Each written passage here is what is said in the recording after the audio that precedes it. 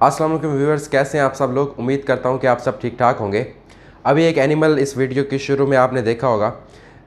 वो जो एनिमल है वो प्योर अमेरिकन एनिमल है और उस एनिमल का मसला ये है कि वो प्रेग्नेंट नहीं होता था। ठीक है, ज़्यादातर आप कहेंगे कि भाई वीडियोस जो है वो डॉक्टर साहब ऐसी डालते हैं जो प्रेगनेंसी के ऊपर, इनफर्टिलिटी के ऊपर होती है। मेरी ज़्यादातर स्पेशलाइजेशन जो है वो इसी में है। तो खैर ये एनिमल जो है ये बाहर से आया था और इसे आए हुए तकरीबन 1 साल से भी ज़्यादा हो गया है।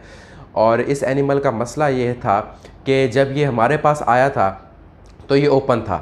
ठीक है, हमने प्रेग्नेंट हीफर्स मंगवाई थी, प्रेग्नेंट हीफर्स बाकी सारी प्रेग्नेंट थी, लेकिन ये एनिमल ओपन था और इसको हम इंसेमिनेशन करते रहे, लातादाद इंसेमिनेशंस की, लेकिन ये एनिमल प्रेग्नेंट नहीं हुआ। और जब मैं इसका हर बार स्कैन करने आता था तो हमने इसको हर लिहाज से ट्रीट किया। अगर इसमें इन्फेक्शन था तो इन्फेक्शन को ट्रीट किया, इसमें किसी किस्म की खैर सिस्ट तो थी ही नहीं, थोड़ा बहुत इन्फेक्शन था, कोई और एबनॉर्मेलिटी इसकी सर्विक्स की, इसकी यूट्रस की, हमें किसी किस्म की एबनॉर्मेलिटी नज़र नहीं आई।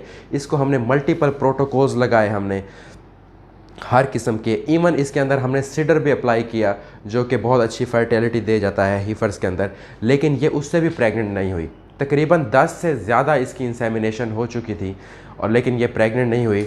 लेकिन आज खैर मैंने इसे चेक किया तो आज ये अल्हम्दुलिल्लाह प्रेग्नेंट हो गई है। आज मैं इसका आपसे केस डिस्कस करूँगा कि हमने इसको किस तरह से प्रेग्नेंट किया, ताकि आपके लिए अगर इस तरह का केस आए तो आप जो है ये तरीका अपना के जो है वो एनिमल को प्रेग्नेंट कर सकते हैं। अब इस एनिमल में मैंने देखा ये कि जब एनिमल बिल्कुल क्लियर था, ये अंदर से क्लियर था, प्रॉपरली हीट में आ रहा था, प्रोटोकॉल्स लग रहे थे, लेकिन किसी चीज़ को फॉलो नहीं कर रहा था। हर किस्म की इंसेमिनेशन हमने इसमें की, मुख्तलिफ़ किस्म के बुल्स यूज़ किए, सेक्स भी यूज़ किया, नॉन सेक्स भी यूज़ किया।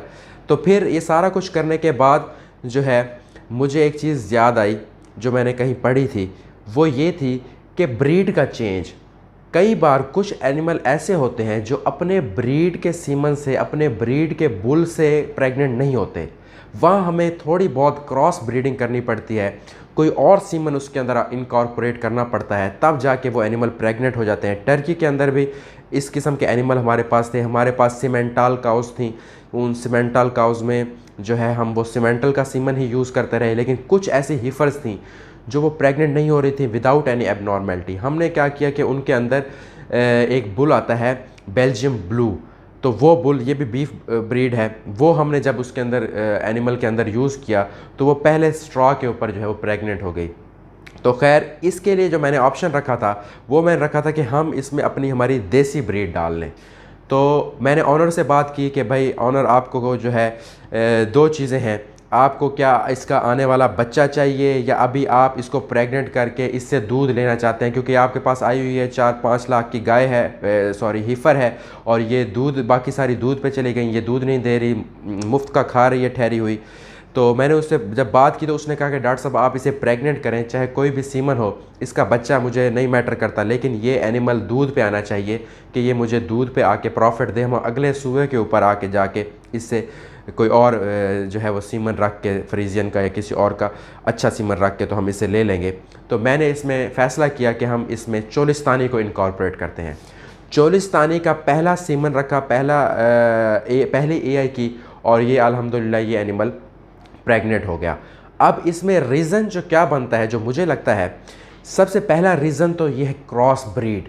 क्रॉस ब्रीडिंग जो है इसका हाइब्रिड विगर बहुत ज़्यादा होता है, ये इसकी फर्टिलिटी ज़्यादा होती है। जब भी आप क्रॉस ब्रीडिंग की तरफ जाते हैं एनिमल की फर्टिलिटी इन्हांस होती है। तो एक तरफ हॉल्स्टाइन थी, दूसरी तरफ हमारे पास चोलिस्तानी आई, तो क्रॉस ब्रेड का जो एक इम्पैक्ट आया वो हमें हो सकता है कि उसने प्रेग्नेंट किया हो इस एनिमल को।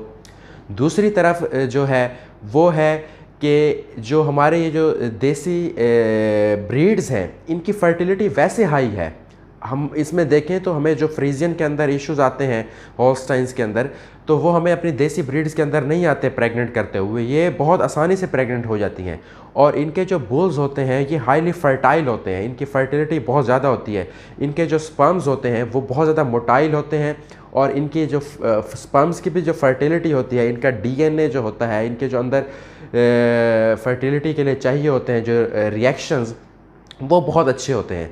तो एक तो दूसरा रीज़न ये बन सकता है कि इनकी फर्टिलिटी अच्छी होती है। चोलिस्तानी की, साहिवाल की, ये वजह बन सकती है कि वो एनिमल जो कि फ्रीजियन से नहीं हो रहा था वो हमारा चोलिस्तानी से प्रेग्नेंट हो गया। तीसरी चीज़ जो है, इसके ऊपर मैं स्टडी कर रहा हूँ, ज़्यादा और भी डेप्थ में जाऊँगा तो आपको इसमें बताऊँगा। कुछ एनिमल ऐसे होते हैं कि उनके अपनी ब्रीड के स्पर्म्स के ख़िलाफ़ ऑटो इम्यूनिटी यूट्रस के अंदर जनरेट हुई होती है, कि उनकी जो बच्चेदानी होती है जब उसमें स्पर्म जाता है और वो उसी ब्रीड का हो तो उसके ख़िलाफ़ एक इम्यून रिस्पॉन्स चल जाता है, क़ुव्वत मदाफ़ियत का रिस्पॉन्स चल जाता है, ऑटो इम्यून रिस्पॉन्स, जिसकी वजह से वो एनिमल जो है जो स्पर्म्स हैं उसके, वो एग के अंदर जो है वो पेनिट्रेट नहीं कर सकते। तो ये खैर एक मेरी थ्योरी है, लेकिन मैं इसे एक पढ़ना चाहूँगा और रिसर्च करना चाहूँगा इसके ऊपर। मैं आपको एग्जैक्ट जो डाटा है वो मैं आपसे बाद में शेयर करूँगा।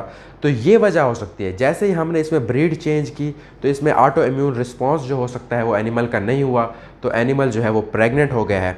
तो खैर किसी भी तरीके से एक एनिमल जो कि 5 लाख का आया है और वो बिल्कुल प्रेग्नेंट नहीं हो रहा था, साल से ज़्यादा हो गया, 10 इंसेमिनेशन से ज़्यादा हो गई, फार्मर चाहता था कि वो किस तरीके प्रेग्नेंट हो जाए और दूध पे आ जाए, तो हमने खैर उसे अल्हम्दुलिल्लाह प्रेग्नेंट कर लिया है। तो इस किस्म के केसेस आपके साथ भी आ सकते हैं। तो अपना जो व्यू है, ब्रेन है, वो ओपन रखें हर एक चीज़ के लिए, कि उसमें आपने जितने भी फैक्टर्स हैं उसको आपने अपने जहन में रखना है कि हो ज़रूरी नहीं कि हर एनिमल में इन्फेक्शन है, हर एनिमल को दवाई रखते जाएं, हर एनिमल में सिस्ट है, सिस्ट का ट्रीटमेंट करते जाएं, हर एनिमल में जो है हार्मोनल इम्बैलेंस है, आप प्रोटोकॉल्स लगाते जाएं। ये नहीं कि एक ही प्रोटोकॉल लगाएं सारे एनिमल को और सारे प्रेग्नेंट हो जाए, नहीं हो सकता ऐसे। हर एनिमल एक दूसरे से डिफरेंट है, स्पेसिफिक है, इंडिविजुअल डिफरेंस आता है। हम इंसानों की तरह, जैसे हम इंसान एक दूसरे से मुख्तलिफ हैं, हमारी स्पीशी एक है लेकिन हमारी ज़रूरियात, हमारी रिक्वायरमेंट, हमारी हर एक चीज़ एक दूसरे से मुख्तलिफ है। इस तरह के एनिमल्स में भी होता है। तो एनिमल्स को देखें, आप देखें कि आपके एनिमल में क्या इशू है और क्या क्या आप इसके इशू का जो है वो हल निकाल के आ सकते हैं। तो उस किस्म का वो हल सोचें और इस तरह से मल्टीपल तरीक़ों से आप अपने एनिमल को प्रेग्नेंट करें, क्योंकि एनिमल प्रेग्नेंट होगा तो दूध देगा। ये जो गायें हैं, ये जो एनिमल हमने बाहर से मंगाए हैं, ये कोई मशीनें नहीं हैं कि ये सारी ज़िंदगी दूध देती रहेंगी। इन्होंने एक हद तक दूध देना है, उसके बाद इन्होंने प्रेग्नेंट होना है, तभी दूध देंगी।